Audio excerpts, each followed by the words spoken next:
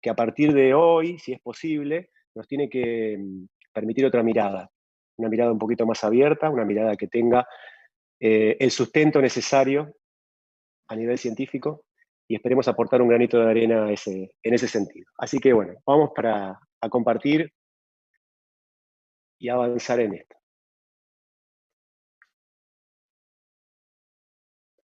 En principio, cuando los dirigentes de Romero Brest me convocaron, bueno, me dijeron, ¿de qué tema querés hablar? ¿De qué tema podés hablar? La verdad que yo soy un poquito cara dura y puedo hablar de cualquier cosa. Tirame un tema y te hago un monólogo. Pero si hay algo en lo que me he especializado en estos últimos 30 años de carrera, es en el desarrollo de la fuerza y la potencia.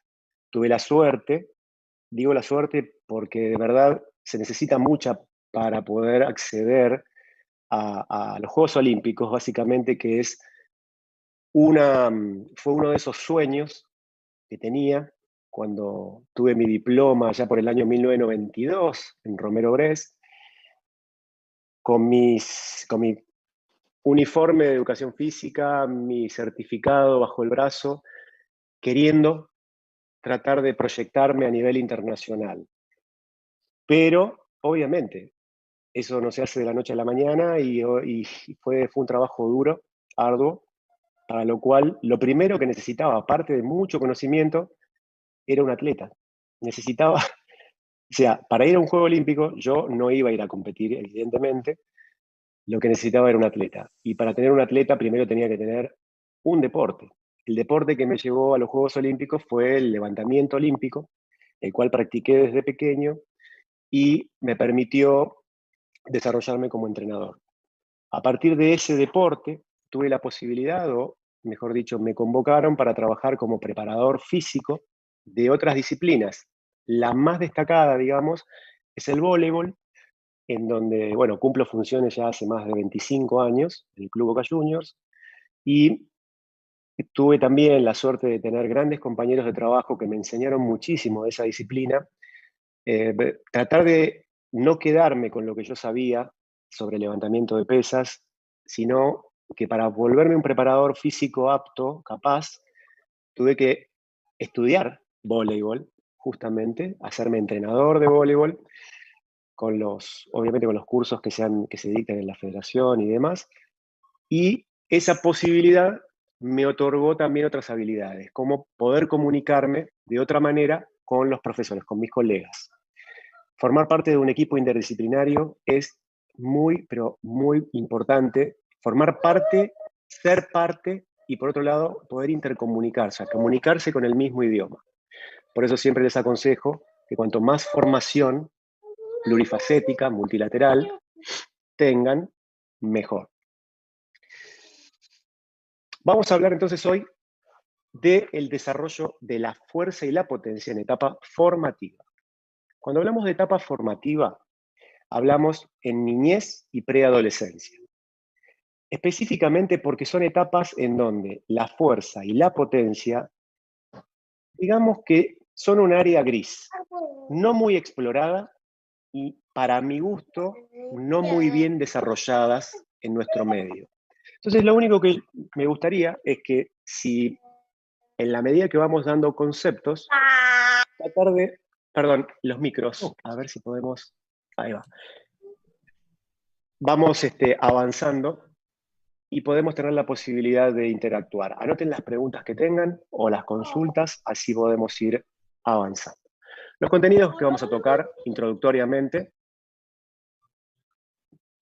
específicamente hablar de cómo el individuo va avanzando a lo largo de sus etapas de la vida y cómo desarrolla su actividad física o qué aspectos deberían ser importantes de abordar en cada una de las etapas. Vamos a hablar sobre los beneficios de la actividad física, específicamente en el tema de la fuerza y el acondicionamiento. Vamos a hablar un poquito de crecimiento y maduración biológica. ¿Sí? Vamos a hacer bastantes referencias científicas sobre la maduración biológica y el entrenamiento, y nos vamos a meter en el mundo específico de la fuerza. Todo esto en el día de hoy. ¿sí? ¿A qué denominamos fuerza? ¿Qué tipos de fuerza? ¿En qué fase sensible conviene comenzar a enseñar y a entrenar? No solamente enseñar las técnicas, sino entrenar sistemáticamente esta cualidad. Nos vamos a involucrar en el mundo de la fuerza potencia en niños y preadolescentes y vamos a hacer conclusiones finales que no sean una bajada de línea. O sea, mi idea es que este, esta charla no sea una bajada de línea, sino un compartir ciertos conocimientos que tenemos, la mayoría, tal vez abrir la cabeza a aquellos que no teníamos presentes y si es posible, dejarles, como siempre digo, una herramienta. Si les puedo dejar hoy una herramienta para su desarrollo profesional, me voy a sentir súper contento. Así que espero poder lograrlo. Vamos a la carga. Sabemos que es de vital importancia comprender las implicancias en la salud que tiene el hecho de entrenar la fuerza para mejorar la expectativa y la calidad de vida del individuo. Ya no hay discusiones al respecto. Sabemos que el síndrome de fragilidad, los síndromes metabólicos, productos del sedentarismo, están haciendo estragos en la población mundial. Es la cuarta causa de muerte en el mundo. No los quiero asustar, pero es importante entender que una herramienta como el entrenamiento sistemático de la fuerza puede y colabora, ¿sí? Pero digamos, como una herramienta clave en el proceso de evitar el deterioro del ser humano. Por eso, invertir en esto desde edades tempranas va a ser algo que lo vamos a ver reflejado en el futuro. La ciencia ya hace más de 20 años que viene brindando evidencia constante de los beneficios del entrenamiento sistemático de fuerza o fuerza hipertrófica para el individuo, la salud y la calidad de vida. Es solo leer los reviews, los papers, para darnos cuenta que todavía no avanzamos como profesores, no avanzamos como metodólogos en todo lo que la ciencia nos está dando como evidencia. O sea, nosotros tenemos que estar a la altura de lo que la ciencia nos está diciendo. Vamos a ver si es así. Bueno, un rápido repaso por las etapas de la vida nos va a decir que si, más allá del autor, ¿no? 9 fases fundamentales, en donde en cada fase tenemos características fundamentales en torno a la actividad física o en torno al desarrollo de esta cualidad. Si nos vamos a las primeras 3 etapas, posiblemente el hecho de la maduración somática, ¿sí? Prenatal, o sea, primera infancia, niñez temprana, tengan que ver con la adaptación orgánica de ese individuo nuevo al mundo que lo rodea, fundamentalmente en relación con su madre, ¿no? Que básicamente es cómo se desarrolla afectivamente y cómo se desarrolla corporalmente. Pero una vez que ingresa en el, como decimos nosotros, en el sistema, para ponerle un nombre, nos cabe la responsabilidad como docentes de actuar lo más tempranamente posible en la educación del movimiento, o sea, en la educación física. Y muchas veces estamos escudándonos en herramientas que no tenemos o en material del que no disponemos, pero muchas veces el movimiento es natural, o sea, necesitamos movernos, necesitamos un campito, un patio. Un niño, 3, 4, 5 años, 6 años, solo necesita un campo, un potrero, como dicen, ¿no? Y con eso, y ensuciándose bastante, estaría desarrollando lo que necesita a nivel de actividad física. El tema es que hoy no tenemos campito. Entonces ahí es donde vamos a tener que empezar a agudizar nuestro ingenio para ver qué podemos hacer. Importante entender que en la cuarta etapa, de 6 a 11 años, nosotros lo que vamos a hacer es introducir a ese niño en el mundo del deporte convencional, en el mundo de la actividad física reglada, en la socialización del deporte. Cuando el chico comienza a comprender consignas, estoy repitiendo básicamente a mis grandes profesores de Romero Brest, pero no puedo dejar de nombrar esto porque, primero, hablar de fuerza sin el contexto es como, bueno, nada, no- creo yo que no puedo tener un hilo conductor si no sabemos a quién estamos dirigiendo la charla, y obviamente es a esta población, niños de entre los 6 y los 11. Vamos a decir 11, 12, esto va a depender mucho de de características individuales, biológicas, de maduración fundamental. Así que esta va a ser nuestra área. Nos vamos a dedicar a darles las herramientas técnicas para que en el futuro pueda aprovechar correctamente todo lo que la intensidad o todo lo que el deporte le puede ofrecer. Y en el caso de que no se vaya a dedicar al deporte, que se conviertan en un individuo sano, en un individuo capaz de afrontar el mundo que lo rodea sin, digamos, deficiencias coordinativas o sin deficiencias estructurales. Hoy, por ejemplo, la lumbalgia es una de las causas de deserción laboral o deserción estudiantil más altas a partir de los 25 o 26 años. El dolor de espalda. Digo, si nosotros hubiéramos trabajado correctamente nuestra cadena posterior, nuestra flexibilidad, nuestra fuerza de core o de núcleo en edades tempranas, podríamos disminuir muchísimo el índice de lesión en espalda baja. Estas pequeñas cositas que nosotros podemos hacer desde la actividad física hacen que el individuo se desarrolle plenamente y tenga menor incidencia de lesiones o síndromes metabólicos. Un punto importante que a veces no tenemos en consideración. A los 6 y a los 11, o a los 6 y a los 12, es donde se da el proceso de multiplicación de células adiposas. O sea, que si nosotros somos adultos obesos, en realidad, entre los 6 y los 11, adquirimos el total de adipocitos que tenemos disponibles a los 30. Estos adipocitos pueden crecer o achicarse, pero la cantidad se multiplica ostensiblemente en esos dos puntos etarios, en esa franja etaria. Vieron que hay niños obesos, vieron que hay niños con enfermedad metabólica, obviamente. Bueno, nosotros como padres tenemos mucho que ver con eso y obviamente la Organización Mundial de la Salud ya lo señala claramente. Entonces, ¿qué tal si con la actividad física, un adecuado eh, desarrollo nutricional, una adecuada eh, alimentación, ¿sí? Podamos tener un futuro más sano, ¿sí? Y de esta manera colaborar un poquito con el ser humano, con el individuo, como agentes de salud que somos, ¿cierto?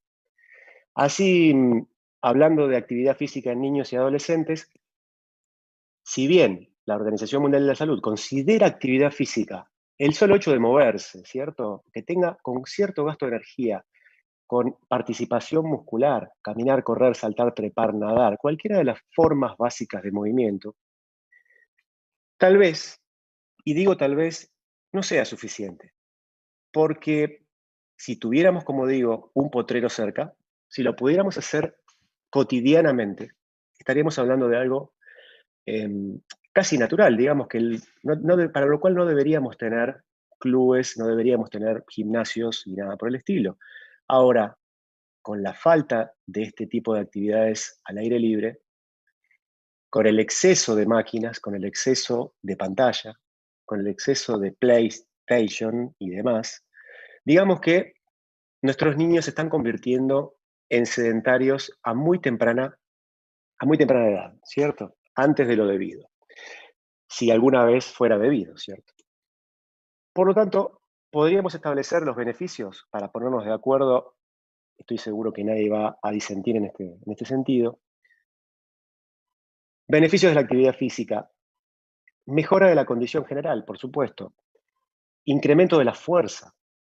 Músculos con capacidad contráctil, ¿sí? Con la capacidad de sortear las fuerzas gravitatorias. Aumento de la densidad ósea. Gracias a la fuerza aumenta el grosor de nuestros huesos. Y esto es un dato no menor, es un dato muy, pero muy importante, ya que muchos años hemos dicho, o se ha dicho, que el entrenamiento sistemático puede acortar el crecimiento y el desarrollo de los huesos largos no habría que aplicar carga sistemática. Bueno, vamos a discutir eso dentro de unos minutos. La mejora de la capacidad cardiovascular, por supuesto, el incremento de la flexibilidad general, o sea, la elasticidad y la movilidad, el fortalecimiento del sistema inmune, y acá un punto que me viene a pedir de boca, ¿no es cierto? Hace 5 meses que estamos tratando de esquivar un virus. Esquivar un virus es como querer agarrar el aire, ¿cierto? Es muy difícil. ¿Qué vamos a hacer? Bueno, aquí lo pongo en consideración. Sé que es muy difícil, sé que es un tema controversial. Solo digo, nos metemos adentro y el sistema inmune decae. No es la forma. Permitir que o sea, impedir que las personas puedan realizar actividad física tampoco es la forma. Esto habría que revisarlo. Solo eso. Mejora de la capacidad intelectual. Interesante.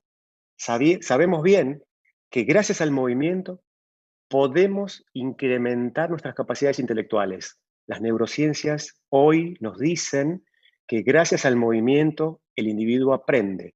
Aprende cuando completa su aprendizaje a nivel motriz. O sea que esto de la educación por y para el movimiento se vuelve hoy una realidad cada vez más profunda. Por un lado, dijimos la mejora de las capacidades intelectuales y por otro, la disminución de la depresión. O sea, tenemos niños deprimidos. Deprimidos quiere decir tristes, quiere decir que no juegan. Un cachorro cuando no juega no crece. Bueno, esto es lo que tenemos que hacer. Intentar que jueguen. Primero que jueguen, después vemos qué hacemos.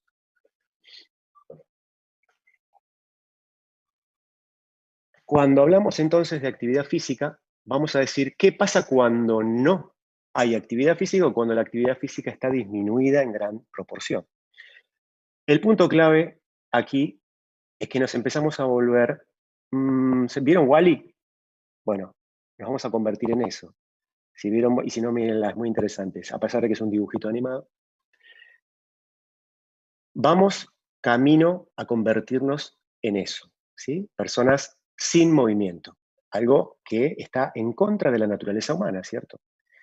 Dinapenia, o sea, falta de fuerza, inadecuado desarrollo corporal. Recordemos que la propiocepción se logra y se mejora, se perfecciona a partir del movimiento, a partir de la interacción con el entorno. Cuando no lo tenemos, digamos que vamos a tener un inadecuado desarrollo corporal en relación al mundo que nos rodea. La falta de coordinación. Niños que no saben correr. Niños, mi hijo a los 7 años, ¿sí? A pesar de haber pasado por 3, 4 años de educación física escolar, no sabía correr. Mismo brazo, misma pierna. O sea, ya hay algo de lo cual me tengo que hacer cargo yo como padre. Enseñarle a correr correctamente a mi hijo. Correr, no estoy diciendo levantar pesas.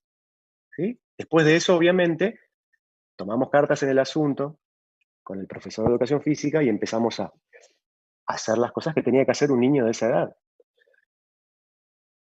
No tienen movilidad, por supuesto. Les duele la espalda, les duele la cabeza, rigidez.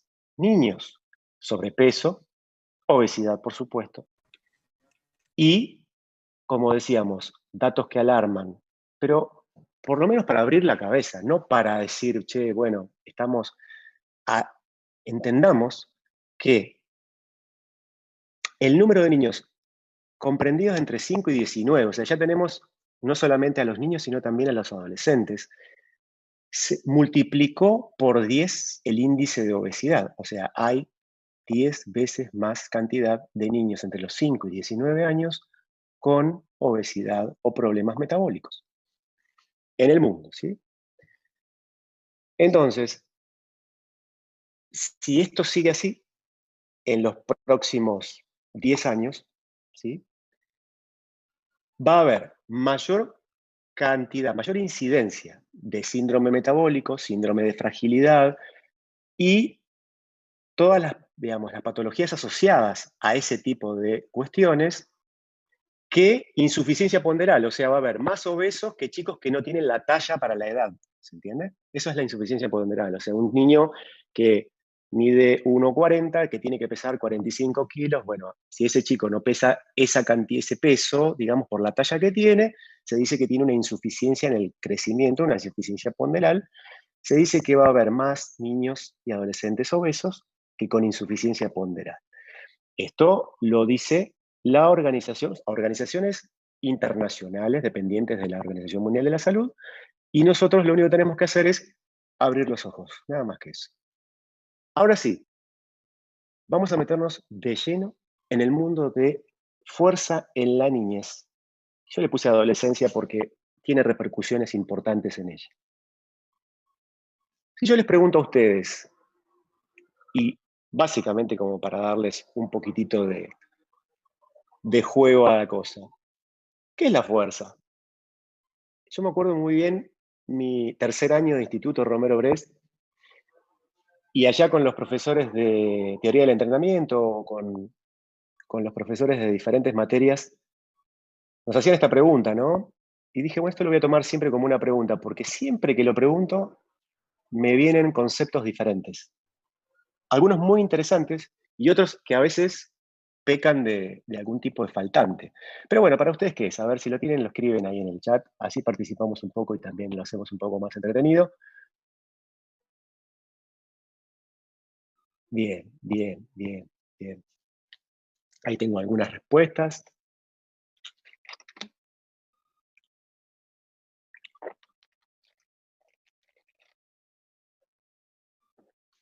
Excelente. Bueno, ahí veo. Capacidad de vencer una resistencia externa, dice uno. Dice Ignacio. Mónica, capacidad para vencer una resistencia. Cristian, capacidad para vencer una resistencia. Veo que esta definición la vieron mucho en algún tutorial o algo así, porque la dicen todos. Luz, a ver.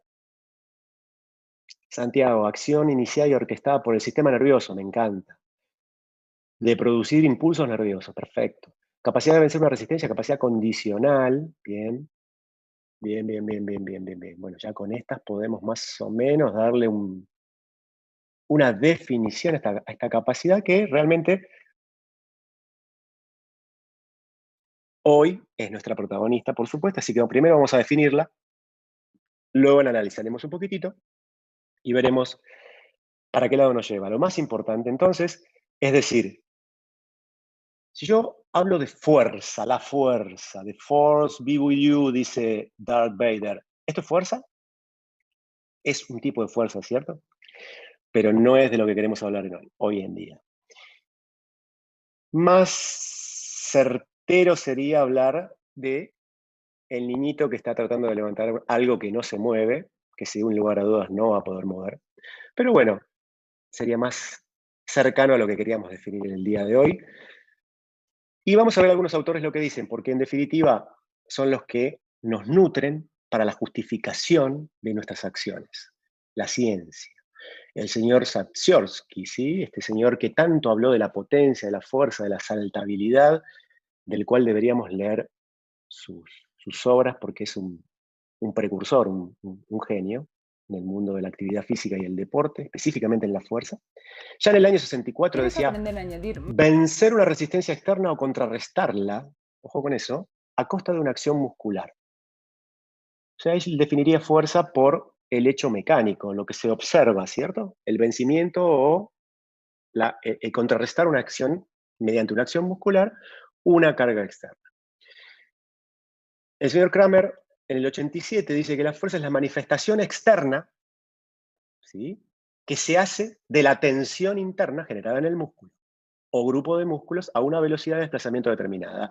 Lo que hace Kramer y Nutken es básicamente definir lo que es fuerza aplicada, un concepto que a mí me encanta, que es lo que sucede en el exterior depende de lo que sucede primero en el interior. O sea, existe una motricidad, existe un patrón de movimiento, un plan de acción orquestado por el sistema nervioso, como bien decía uno de los compañeros, que se transmite a nivel de estímulos eléctricos hacia la musculatura, se movilizan palancas óseas y se produce el movimiento. Ahora, puede no producirse el movimiento, estaríamos hablando de tensiones estáticas. Podría producirse cediendo, ¿sí? O sea, con tensiones excéntricas. Pero digamos que estos autores van definiendo las manifestaciones o van definiendo los hechos que suceden a partir de la tensión muscular. Por eso, una de las que más me gustan, dice Ossolini en el 70, que la fuerza muscular es una de las cualidades físicas más importantes que determina el grado, en grado considerable, la rapidez de los movimientos y desempeña un gran papel en el trabajo cuando éste exige resistencia. Fíjate vos que Ossolini en el año 70 determinaba que tener fuerza te puede transformar en un hombre resistente. Las implicancias que tiene ser fuerte para aguantar más o para oponerse a la fatiga, que sería la definición de resistencia. Interesante esto, ¿sí? Una década o una etapa en donde la educación física era muy aeróbica, ¿sí? Estudiamos a Cooper como, bueno, como el dios, ¿no es cierto?, de la actividad física, eh, entre otros, por supuesto. Pero acá la fuerza es prioritaria. Y una de las que más me gusta, que bien decía uno de los participantes, capacidad condicional de carácter neuromuscular, que implica la capacidad de realizar tensión. O sea, es una cualidad condicional, como todos sabemos, pero se basa en la capacidad neuromuscular de realizar tensión. Señor Miller, Grosser, hablan y específicamente se centran en el fenómeno de la tensión. Esta tensión que ya sabemos puede ser estática, dinámica, ¿sí? Y dependiendo del momento, digamos, activarse de una u otra manera. Ahora es un hecho, y la ciencia lo corrobora, ya Molina Bullard en el 91, Porer en el 95, que el entrenamiento físico y específicamente el trabajo de fuerza es de vital importancia para obtener crecimiento y maduración normal en el niño. Y una herramienta fundamental para generar adultos sanos, para prevenir enfermedades crónicas degenerativas como la osteoporosis y cardiovasculares. O sea que si, vuelvo a repetir, invertimos en fuerza, tendremos una vejez, ¿sí? Por lo menos em, con calidad de vida, que es lo que nosotros pretendemos. Vivir más, pero vivir mejor. Vivir más y mejor. Ahí está la idea. Si tenemos que establecer qué tipos de fuerza vamos a entrenar en los niños, o sea, de todos los tipos o manifestaciones de la fuerza existentes, quisiéramos saber cuáles serían mejor entrenar o desarrollar en los niños. Bueno, en principio, vamos a develar la incógnita rápidamente. Yo entrenaría 3 tipos de fuerza o estimularía o intentaría crear las bases para que los chicos sean expuestos a 3 tipos fundamentales de fuerza. La primera es la fuerza máxima, la segunda es la fuerza potencia, ¿sí? O la fuerza expresada en alta velocidad, y en tercer término la fuerza resistencia. Y específicamente en este orden. Si quieren, les cambio los jugadores un poquito. Les digo, primero la fuerza potencia, o sea, la fuerza expresada a altas velocidades. Como correlato de haber aprendido la técnica correcta, estimularlo en fuerza máxima. Y en último, como último punto, y casi les diría yo como postre, para decir algo, la fuerza resistencia. Cuando yo empecé a estudiar, tuve la posibilidad de leer algunos libritos muy interesantes, pero que carecían de, de algo muy importante, el correlato práctico cuando uno iba a ejecutar o cuando uno iba a enseñarle a una persona a entrenar la fuerza. Ellos te decían, primero hay que hacer fuerza-resistencia. ¿Qué es fuerza-resistencia? Bueno, series de 10 repeticiones con poco peso. Después hay que hacer progresivamente un incremento de la carga hasta que puedas trabajar la fuerza máxima. Y cuando tengas fuerza máxima, vas a poder desarrollar mucho tu potencia. O sea, un camino que para mí Me daba dudas, por lo menos me dejaba ciertas dudas. ¿Qué hago? ¿Primero repeticiones y poco peso y después mucho peso? Si el ser humano primero no hace muchas repeticiones, el ser humano camina, después corre y si hay un charco lo salta. ¿Cuántas veces? Una. Una manifestación de fuerza es un ente de poco volumen y alta intensidad. O sea que el ser humano se mueve con fuerza máxima y fuerza potencia. Y luego repite. Si no tienes fuerza, no puedes repetir nada. ¿Se entiende el concepto? Entonces, pero para entrenar a una persona no la puedes entrenar con series pesadas con la barra y es que nadie dice eso. Nadie está hablando de entrenar a una persona con la barra pesada. Estoy hablando del simple hecho de saltar, del simple hecho de correr, de sprintar, el simple hecho de levantar un objeto pesado para correrlo del lugar, una mesa, un mueble, un lavarropas, lo que pueda. ¿Se entiende lo que digo? Es un hecho único. Si se trata de la vida cotidiana, los hechos son poco voluminosos. Así es como hay que entrenar a un niño. Y otro aspecto, jamás ocurrir, o sea, entrar en el concepto de querer entrenar primero la resistencia aeróbica de un niño, 7, 8, 9, 10, antes de entrenar la anaeróbica. Otro concepto erróneo, que a mi entender nos quedó bastante grabado, pero para mí, modo de entender las cuestiones, mmm, no con un correlato empírico. El correlato empírico es que el hombre se mueve una vez, luego se mueve muchas, y hay que entrenarlo de esa forma. Lo mismo para la fuerza que para la resistencia. El señor Harre en el 88 dice que la fuerza máxima es la fuerza superior, o sea, una fuerza de muy elevada demanda, que el sistema neuromuscular puede aplicar en presencia de una contracción máxima arbitraria. O sea que la fuerza máxima para Harre está en una tensión muscular de máxima intensidad. Una tensión muscular de máxima intensidad no hace falta que sea levantar una barra con el RM o con el 100% de mis posibilidades. Tranquilamente podría llegar a ser saltar muy alto y aterrizar. Ustedes saben que la capacidad de aterrizaje, la capacidad de frenado, tiene correlato con la fuerza máxima. Y empezamos a entender entonces a dónde me voy, hacia qué lado voy yendo cuando hablamos de fuerza máxima. Dicen, la mayoría de los autores hablan de trabajar la fuerza máxima con intensidades que vayan entre el 80 y el 100% del RM, ¿cierto? Pero como dijimos, aterrizar, frenar y cambiar de dirección en un sprint son relatos biomecánicos de la fuerza máxima, dependientes de ella. Si hablamos de la potencia o de la fuerza potencia, vamos a tener que cada autor define a esta... Perdón, ¿eh? Ahí está. ¿Se escucha bien? Sí, Hola, hola. perfecto, Sergio. Ah, ok, gracias. Sí, pues se me acabó la batería de un... Bien, ahora sí.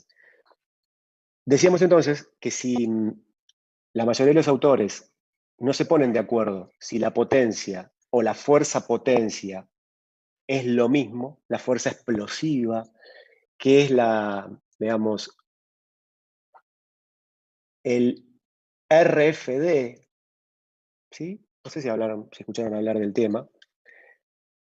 Cuando se trata de manifestaciones de la fuerza, aquella que se realice en el menor tiempo posible o que desarrolle la máxima velocidad será considerada fuerza-potencia a los fines de esta charla, por lo menos, ¿sí? Para ponernos de acuerdo en las diferentes terminologías.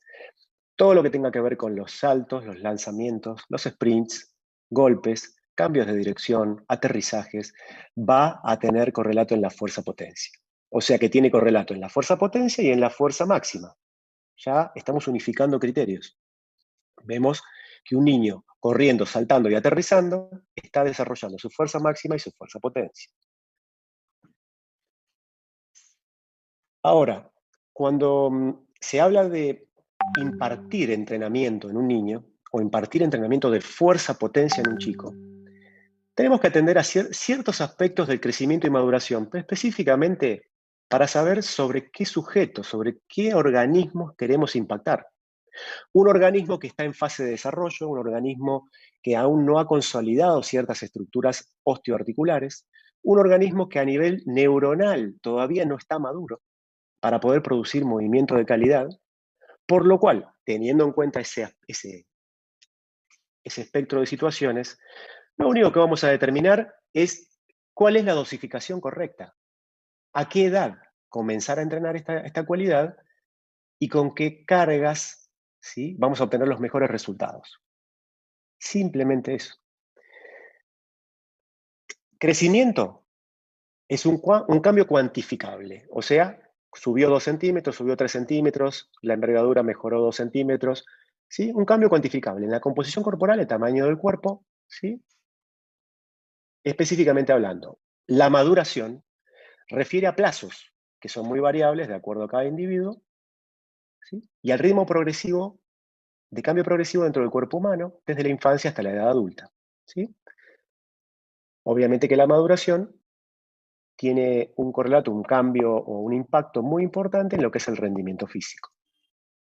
A partir de este punto, entonces, surgen lo que son las fases sensibles.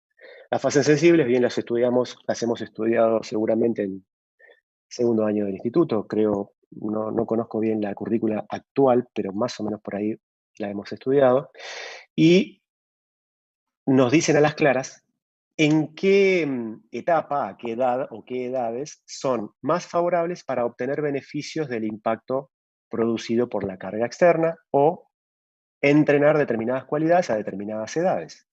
Los señores Winter y Martin fueron los que, digamos, escribieron bastante sobre esto, propusieron la teoría de las fases sensibles allá por la década del 80, y serían como decíamos, etapas de mucha entrenabilidad. O sea, yo aplico carga en esas edades y obtengo los mejores resultados, ¿sí?, a futuro.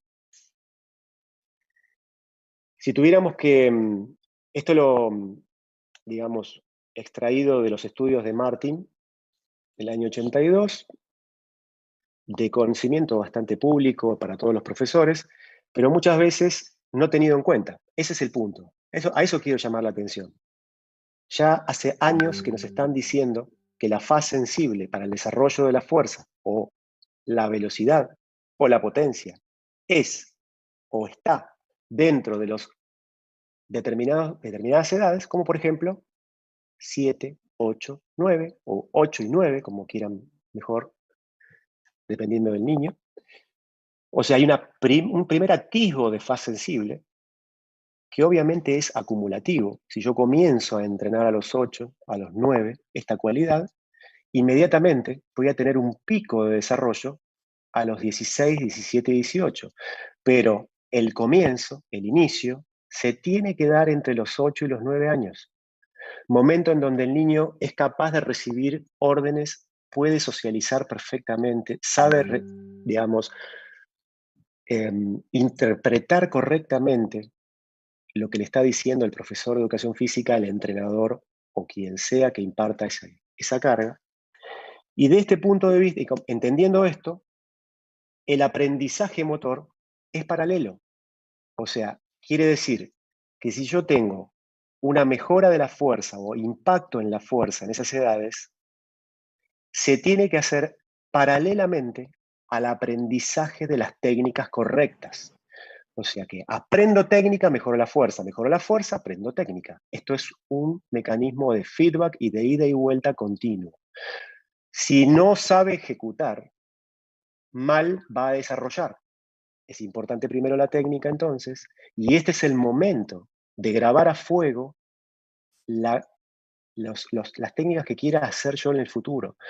Por eso, nosotros en el mundo del levantamiento de pesas, decimos que la selección de talentos para levantamiento de pesas se hace a los 8 años.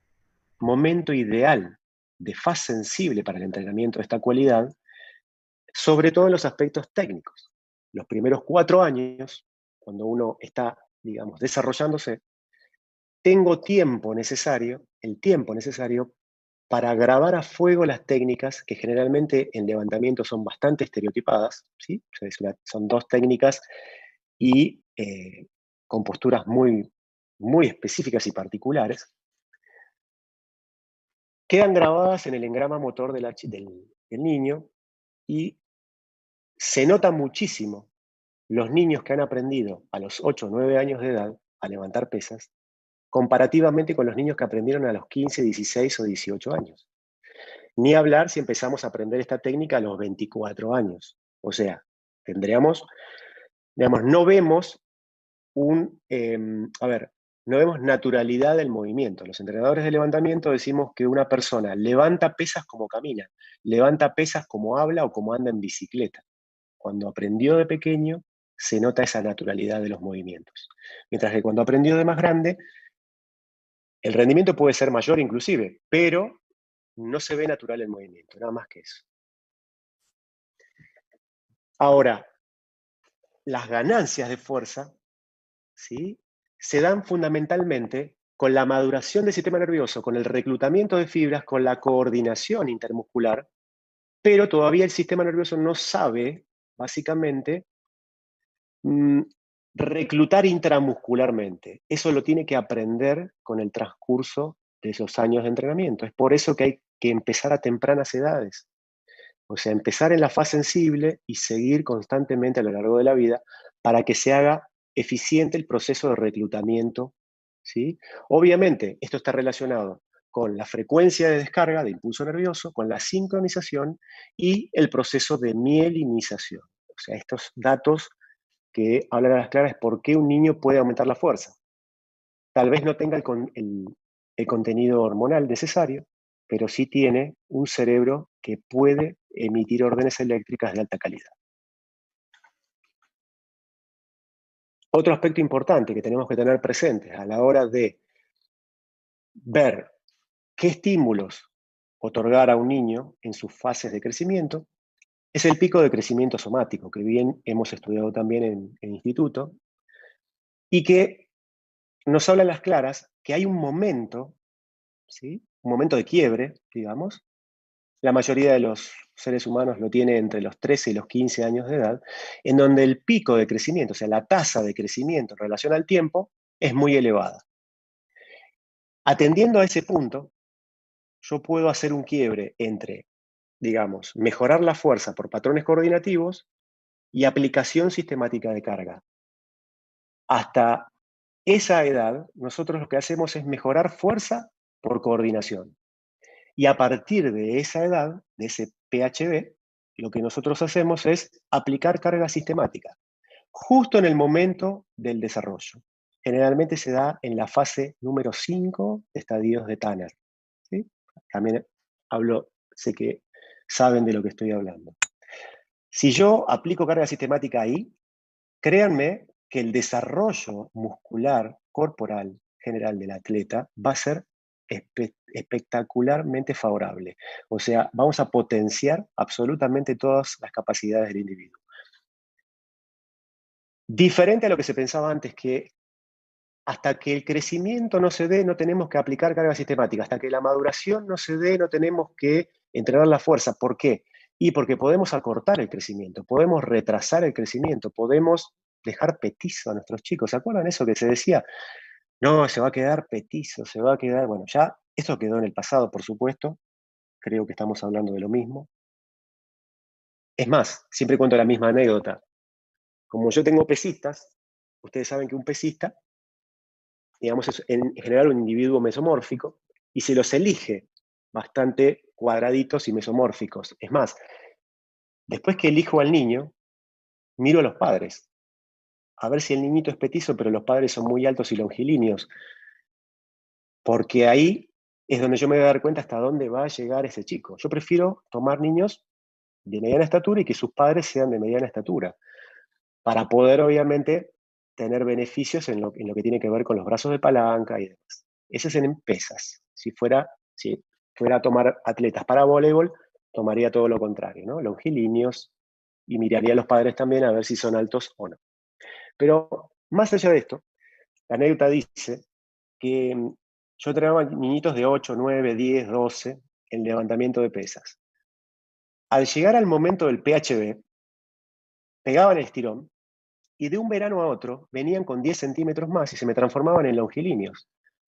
Yo no había mirado a los papás. Entonces, como dice, me crecieron los enanos, como dice el dueño del circo. Me fundo, porque yo necesitaba que lo que decían antes, que se me quedaran petizos, ojalá se me hubieran quedado petizos. Yo tenía niñitos a los 10, pesistas, y a los 13, voleibolistas, 1,80 m, 1,85 m. Yo digo, este pibe ya no me sirve más para las pesas, me volví loco. Entonces, empecé a entender que tenía que hacer una selección secundaria de talentos que tenía que ver con, bueno, ir a ver a los papás, ¿no? Primero. Y hay una tendencia mundial, que es que los niños están saliendo más altos que los padres. Así que, para los que nos dedicamos al mundo del weightlifting, el levantamiento, tengan presente que los chicos van a crecer más, ¿eh? Mi hijo ya es grande, pero bueno, es más alto que yo fui más alto que mi padre y así. No sé si se da en todos los casos, pero se está dando una tendencia muy, muy interesante en ese sentido. Entonces, en carga somática, en madurez somática, carga sistemática. ¿Qué carga sistemática? Progresiva. Una carga relativa al peso corporal, una carga que se va ajustando gradualmente. Bajo ningún aspecto uno va a pretender, digamos, las cargas que tiene un levantador de nivel mundial. O sea, lo que estamos hablando aquí es planificación correcta de la carga de entrenamiento, tanto en intensidad como en el volumen. Ahora, atendamos a los casos particulares, porque podemos tener niños que están en la media, en términos de pico de crecimiento somático, niños que son adelantados, o sea que madurativamente a menor edad están más desarrollados, y niños que están retrasados en nivel madurativo. O sea, pueden tener 14, 15, pero madurativamente tener una edad biológica de 12. Entonces, atendiendo a estas diferenciaciones, vamos a plantear nuestras estrategias de aplicación de carga. Algo interesante. Para darme cuenta si un chico ha desarrollado, o mejor dicho, si un niño está a punto de desarrollar o está ahí o todavía estoy en un periodo de madurativo inferior, una carrera de 30 metros, un salto en largo sin impulso o con impulso de brazos, a 2 piernas juntas, flexiones de brazos, son test de campo, test pedagógicos fundamentales que me dicen si un niño maduró o no maduró. ¿Por qué? La fuerza del tren superior se incrementa un 50% una vez que aparece la testosterona, una vez que se produjo el pico de crecimiento somático, una vez que entramos en estadio 5 de Tanner. Entonces, un niñito que apenas podía hacer 2 planchas, de repente te hace 10. Ese niño inmediatamente, ¿sí?, sin hacer ningún estudio sanguíneo, me voy a dar cuenta que tuvo su pico de crecimiento somático. Aparte de, digamos, de los caracteres sexuales secundarios, ¿cierto? Pero más allá de eso, sin necesidad, con simples test pedagógicos, yo puedo darme cuenta si un niño ha desarrollado o no. Lo mismo, estos test me sirven para detectar talentos o niños madurativamente adelantados o retrasados, en términos madurativos, ¿sí? Estamos hablando, ¿no? Biológicamente hablando. O sea que, digamos que estamos avalados por la ciencia en términos de justificar nuestras acciones, sobre todo en el mundo de la detección de talentos y en el mundo de la fuerza y la aplicación de carga. Ahora, con respecto al tejido muscular, esto es algo interesante porque a veces los objetivos no van de la mano de lo que la fisiología dice. Vamos a obtener fuerza con niños, pero tal vez el crecimiento muscular no va a tener un correlato con esta ganancia de esta cualidad, sino que va a estar retrasada a ese respecto. O sea, voy a tener mucha fuerza en los niños, ¿sí?, sobre todo a medida que lo entrenemos sistemáticamente, pero el correlato con la masa muscular tal vez no va a ser tan directamente proporcional. Se dice que un deportista preadolescente, ¿sí?, sin despegue hormonal, tiene poca habilidad para distribuir sus fibras, ¿sí? La fibra tipo 1, la 2A o la 2B o X, como resultado del entrenamiento físico. Eso es lo que dicen los científicos. Pero yo les voy a mostrar algo que tal vez rompa el molde y que, como siempre decimos, para cada regla hay una excepción. Niños de 7, 8, 9, 10, con niveles de masa muscular de niños más grandes. Pero esto no es quemar etapas. Esto es que tal vez la ciencia, desde el laboratorio, no tiene un correlato con la empiria. Le falta campo. Muchas veces, no digo que siempre, a la ciencia le falta el correlato. El crecimiento muscular se da y considerablemente. Y no estamos hablando de ninguna ayuda exógena ni nada por el estilo. Gimnastas varones, gimnastas chiquitas, judocas, luchadores, pesistas, ¿sí? Con musculitos, ¿sí? Con un desarrollo muscular no exagerado como un adulto, pero con gran nivel de desarrollo muscular adaptativo, producto de la coordinación utilizada en los ejercicios de fuerza. Por eso digo siempre, ojo con los libros, porque a veces pecan de falta de empiria. Nada más que eso.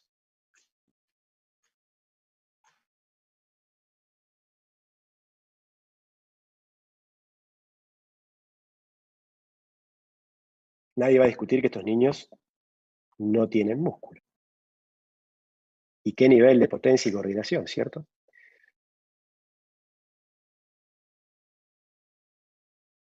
Ahora, vamos al dilema, ¿no? Vamos a ver, ¿qué hacemos entonces? ¿Cómo entrenamos? ¿Entrenamos? ¿O lo dejamos que hagan? ¿Qué es lo que tenemos que hacer? Bueno, si me preguntan a mí como entrenador de levantamiento de pesas, desde ya que les voy a decir, entrenen. O sea, yo siempre discrimino dos palabras, ¿no? Una palabra inventada y una palabra real. Diferencio entrenamiento de entretenimiento. El entrenamiento es la aplicación sistemática de cargas en busca de unos resultados, de un objetivo, generalmente el rendimiento óptimo. El entretenimiento es una actividad asistemática, divertida, que a veces impacta y muchas veces no impacta en lo que queremos lograr. Entonces, ojo cuando decimos, estamos entrenando la fuerza, jugamos una cinchada, ok, está bien, pero la cinchada tiene incidencia en la mejora de la cualidad o es simplemente usar la cualidad para divertirnos. Carrera de caballito, cinchada, trepar la soga más rápido que el otro, lanzar objetos. Esas actividades forman parte de lo lúdico y del entretenimiento, pero no son entrenamiento sistemático. Y como entrenador de levantamiento, digo, hagamos las dos cosas, pero hagamos las dos cosas, ¿eh? Que no sea solo juego. El juego es muy importante en el desarrollo del niño, lo insisto, pero ojo con esto. Entonces, para nuestras estrategias un poquito más ordenadas como profesores y como pedagogos, creo yo, o por lo menos tiraría algunos tips, lo más importantes y determinantes, que son el aprendizaje de las técnicas y el control motor. ¿Sí? Para esto no hay tutía, acá no hay diversión. Si hay que aprender, hay que aprender. ¿Está bien? Ya hay un momento para divertirse. La potencia y la coordinación son fundamentales, como dijimos. ¿Sí? Entonces, jugamos al fútbol, perfecto, pero antes del fútbol, ¿hacemos un trabajito físico? Perfecto. El trabajo físico es trabajo físico y se acabó. Empuje y tracción. Para que un niño se desarrolle armónicamente, no lo digo yo solamente, sino que los grandes entrenadores a nivel mundial, de las grandes potencias, estamos hablando de Estados Unidos, China, bueno, Rusia y todo el bloque socialista en su momento, hablaban de patrones de movimientos fundamentales, que aparte de incidir en la mejora de la técnica, tiene una gran implicancia en el desarrollo de la fuerza. Empuje y tracción. ¿Sí? Para eso la gimnasia o derivados o metodologías derivadas de la gimnasia son fundamentales. Si pudiéramos, gimnasia artística. O sea, digamos que yo quiero crear el protocolo de atleta perfecto. Bueno, gimnasta, judoka, pesista. Hago una combinación de ADN de esos tres y obviamente un Messi, ¿no? Metido en el medio ahí para que sepa jugar a algo. Sería un... Pero bueno, eso en laboratorio, ¿no? En la vida real no es tan simple. Pero les voy tirando las puntas de lo que para mí son fundamentales, o sea, estrategias fundamentales para desarrollar la fuerza, ¿sí? Empuje, tracción, gimnasia artística o sus derivados, el aprendizaje de las técnicas de la halterofilia, del levantamiento olímpico, y derivados de deportes de combate como la lucha, el judo, el jiu-jitsu. A mí particularmente me fascinan las estrategias de los entrenadores de judo, los entrenadores de jiu-jitsu, los entrenadores de lucha. Ustedes saben que el ser humano se desarrolló luchando. Los cachorros juegan luchando. Bueno, esta es la mejor forma. Ahora, ¿qué pasa si en la clase de educación física nosotros decimos, jugamos a la lucha? A la lucha no se juega. Ese es el punto. Aparte, nos echan a los 2 minutos, ¿no? Perdemos inmediatamente el trabajo. Entonces, esperen que voy a ver si tengo sonido. No sé, por ahora sí. Decíamos entonces, para eso hay especialistas, por supuesto, pero serían las principales estrategias para el desarrollo de la fuerza. A partir de acá, si ustedes dicen, bueno, vamos a intentar aplicar esto en un club, en una clase. Bueno, tomemos las estrategias de estos deportes, tomemos las estrategias de preparación física del gimnasta, tomemos las estrategias de la técnica del levantamiento, estrategias de la técnica del rugby, del fútbol, de la preparación física del atletismo. Y de esa forma tendríamos un niño óptimamente desarrollado en su motricidad y en sus cualidades condicionales. ¿Sí? Tenemos que aprender mucho de todas de estos deportes dentro del campo de la educación física, porque a veces por miedo, por temor a las lesiones, por temor a que los padres bueno, nos hagan un lío bárbaro y demás, ya no tenemos más sogas. Sacamos la soga del gimnasio de la escuela porque los chicos se trepaban y se caían, sacamos el espaldar porque los chicos se trepan y se caen y se rompen, sacamos las pelotas pesadas porque se la tiran por la cabeza. Bueno, todo eso va en detrimento del desarrollo de fuerza del ser humano normal. ¿Sí? El ser humano necesita desarrollarse haciendo fuerza y no tenemos estrategias, no tenemos herramientas. Entonces, en los modelos de preparación muchas veces decimos, bueno, pero no tenemos elementos, no tenemos herramientas. En el colegio no nos dan, no tenemos materiales, no hay plata. Bueno, fíjate que hasta ahora lo que te acabo de mostrar no requiere elementos. Arrastrarse en el suelo, caminar como animalitos, colgarse, suspender, balancear, treparse, forman parte de actividades y formas básicas del ser humano que realmente a veces no utilizamos en su totalidad. No digo que todos, yo digo, no estoy queriendo abrir un juicio de valor, digo que a veces, mm, digamos, abusamos del balón, básicamente. Abusamos del balón, para no decir más nada.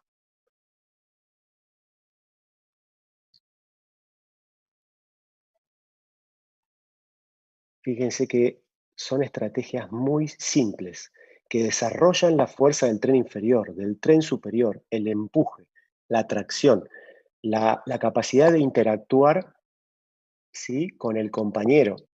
Aquí vamos a ver en un ratito, por ejemplo, carreras de caballito, carreras o transporte de amigos entre ellos, transporte de objetos en grupo.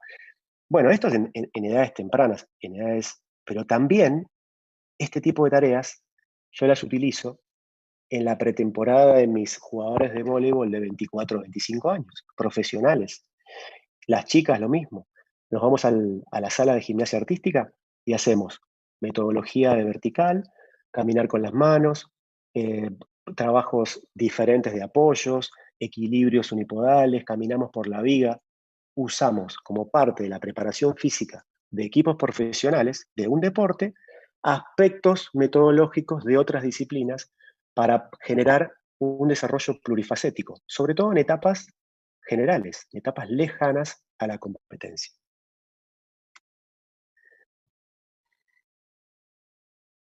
Puntualmente, y ya para ir al grano, si tenemos que dosificar, si tenemos que poner carga a un cuerpo de niño, el volumen bajo, nunca repeticiones elevadas, jamás. Series de a 2 repeticiones, de a 4, de a 5, no más que eso. ¿Sí? Movilizar cargas con pocas repeticiones. La intensidad puede ser alta, puede ser baja y puede ser media, dependiendo de la carga a manifestar, la carga a movilizar. El peso corporal para un niño es una carga alta. Saltar y aterrizar es una carga alta. Estoy manejando mi peso corporal en el espacio, aterrizando y multiplicando por 9.8 metros sobre segundo al cuadrado. Estoy en un aterrizaje con una caída desde 1 metro. Estamos multiplicando la fuerza gravitatoria por 5. Sí, pero tenemos herramientas para absorber el impacto, podemos rolar, podemos, y bueno, todo lo que quieras. Pero estamos absorbiendo un impacto de gran intensidad. Si vemos jugar en el patio de la escuela una carrera de caballitos, miramos y nos reímos. Pero si viene Parra con una barrita que pesa 5 kilos y te hace hacer arranque, decís, este los va a romper a todos. Lo primero que decís. 5. El niñito corre carrera de caballito con un pibe de 27 kilos sobre su espalda. Y yo le estoy haciendo hacer una técnica perfecta con una barra de 5.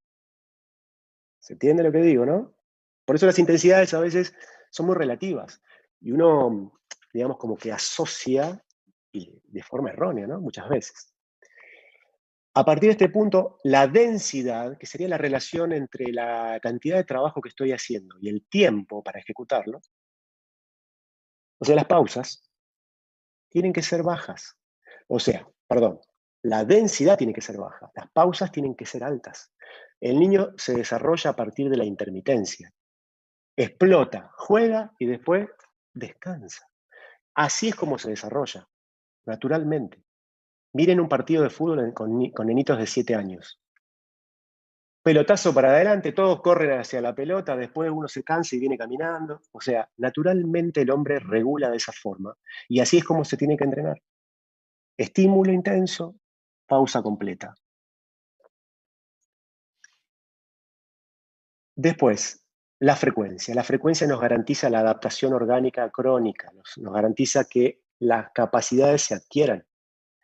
Si yo no estimulo frecuentemente, no obtengo ganancias en ninguna cualidad. Por lo tanto, entonces, 3 veces por semana, 2 veces por semana, está muy bien para el desarrollo de esta cualidad. ¿Armamos una clase? En una clase, digamos, deberíamos respetar todos los momentos, por supuesto, ¿sí? La entrada en calor o la fase preliminar, el desarrollo y el cierre, pero algo importante, las clases tienen que ser cortas. Clases de 30 minutos, 40 minutos, 45, no más de 1 hora, ¿sí? Cambiemos cada 5 o 10 minutos las ejercitaciones. Si estamos enseñando un ejercicio complejo, la capacidad atencional de los niños no es muy elevada, por lo menos en el tiempo. Por lo tanto, 5 o 10 minutos cambiamos ejercicio, 5 o 10 minutos otro. Un día enseñamos sentadilla, otro día enseñamos arranque, otro día enseñamos a saltar. En una misma clase podemos utilizar 10 ejercicios diferentes, pocas series, pocas repeticiones, que aprenda varias técnicas en la misma sesión. Tercer punto, observar las ejecuciones. Como decíamos hace un ratito, el niño en fase sensible es una hoja en blanco y si nosotros la escribimos mal, va a quedar desprolija.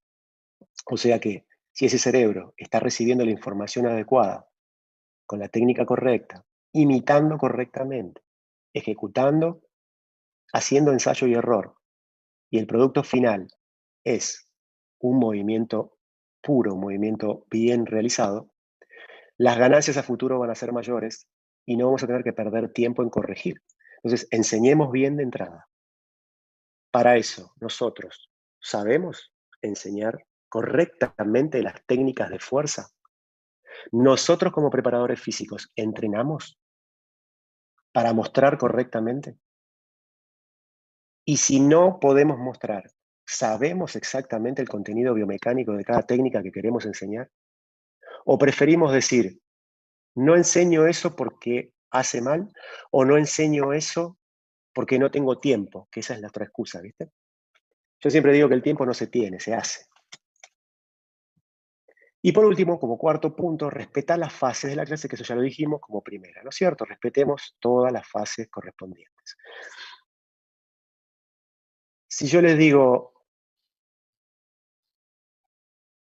que este es un gimnasio multitudinario para el desarrollo de la fuerza y la potencia en niños, un lugar donde cada entrenador tiene cerca de 10, 15, 20 niñitos que están entrenando sistemáticamente halterofilia, levantamiento de pesas, con una técnica excelsa que comenzó con un bastoncito de madera y que hoy, obviamente, después de unos años, después de un trabajo sistemático, hace que preadolescentes estén levantando su peso corporal en el arranque, en las sentadillas, todos con una técnica perfecta, sin ningún tipo de, anomalías estructurales, con velocidad, con potencia, con calidad. En un espacio, fíjense, es un espacio reducido, seguro, sin, bueno, así es como las grandes potencias del mundo entrenan a sus niños, obviamente. Estos son halterofilistas, son gente que se dedica específicamente a hacer levantamiento competitivo. Pero, ¿qué tal si nosotros agarramos, vamos a una maderera, compramos unos bastoncitos y enseñamos esto en las clases de educación física, con distancia social, con alcohol en gel, cada uno con su bastón, aprendiendo correctamente a ejecutar los gestos explosivos, ¿sí? Un nenito cada 2 metros, y hacemos una clase prolija de técnica de enseñanza, para que cuando tengan 10, 12, esos niños puedan aplicar carga sistemática, involucrarse en la preparación física de cualquier deporte que elijan, o ser individuos que hayan desarrollado sus cualidades como debe ser en el momento justo y adecuado. Es un poquito la pregunta, obviamente, es la propuesta, para que cuando veamos esto, en lugar de cerrar los ojos y decir, uy, le van a cortar el crecimiento, uy, lo que puede pasar, cuando veamos a esta hermosa niña ejecutar perfectamente un snatch con metida, no digamos, ¿cuánto hay en la barra? La pregunta que hace. En la barra no hay ni 12 kilos, ni 10. Son barras adaptadas que pesan 3 kilos, los disquitos pesan 2 kilitos, los chiquititos pesan 500 gramos, ¿sí?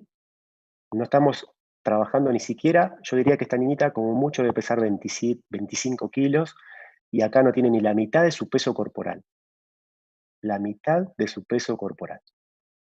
Yo te dije que si jugás carrera de caballito, estás sosteniendo a uno de tu mismo peso o más y encima corriendo. ¿Se entiende? Lo que pasa es que nos sorprendemos, nos escandaliza un poco, ¿no es cierto? Hoy sos padres, mirá a esa nena, ¿cómo le va a quedar la espalda? ¿Cómo le van a quedar las rodillas? Bueno, te puedo garantizar que le van a quedar hermosas. Va a crecer fabulosamente y va, si se pone a jugar al voleibol, va a explotar la pelota contra el piso, si se pone a jugar al fútbol, va a correr más rápido que todos sus compañeros, porque está entrenando correctamente la fuerza explosiva. Conclusiones finales como para ir cerrando.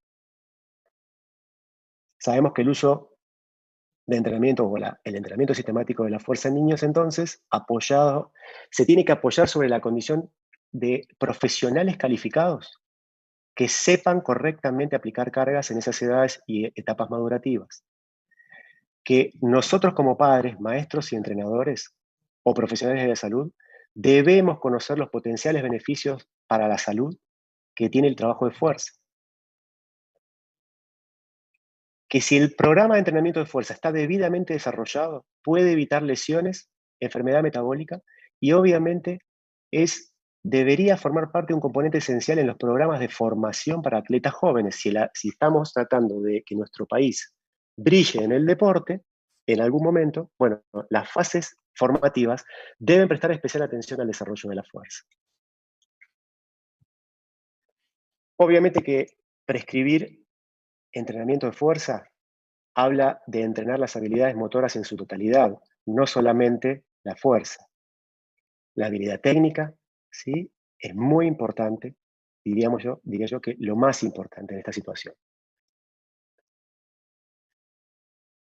Entonces, entrenar la fuerza y la potencia desde edades tempranas ya no es una opción, es un derecho y no tenemos que restárselo a nuestros niños. Es fundamental que nosotros como profesores de educación física comprendamos este hecho y obtengamos una capacitación adecuada, o sea, que nos formen o formarnos, ir a buscar la formación de grado para que esto sea aplicado correctamente. Invertir en fuerza e hipertrofia en la juventud nos garantiza un aumento en la expectativa y calidad de vida. Y ya para ir cerrando y para la ronda de preguntas, les dejo un tráiler de la próxima, para la próxima charla.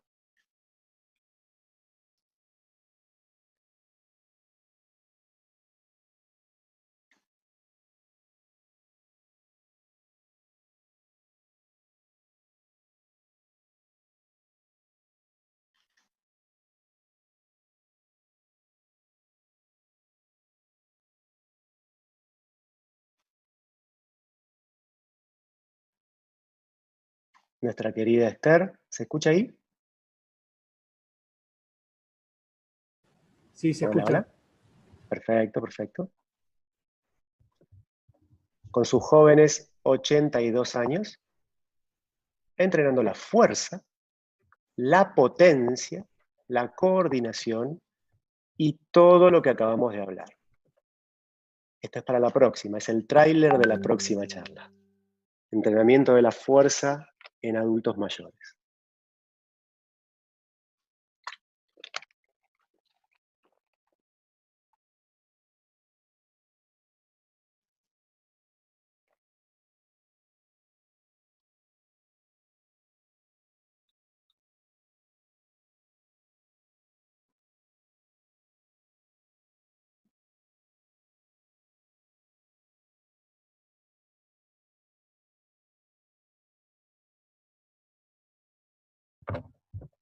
Nuestra querida Esther.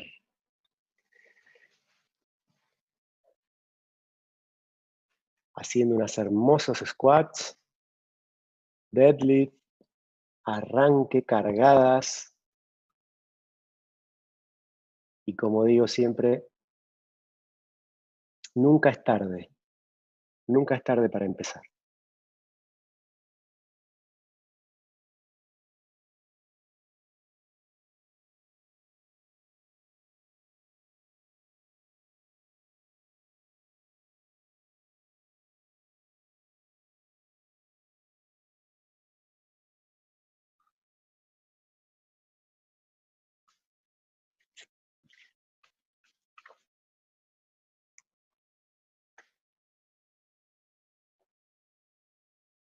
Este es el lema. La fuerza cura. ¿Mm? Hagan fuerza. Muchas gracias. Muchas gracias a todos.